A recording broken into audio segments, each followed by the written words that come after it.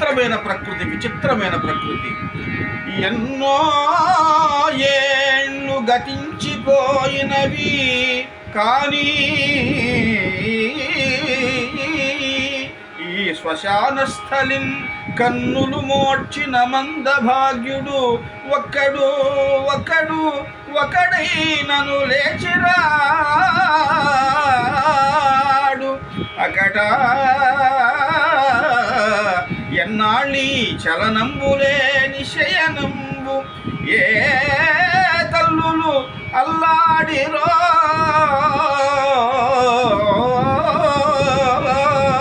కన్నిటన్ బడి క్రాగిపోయినవి నిక్కం బిందు పాషాణములే. ఆ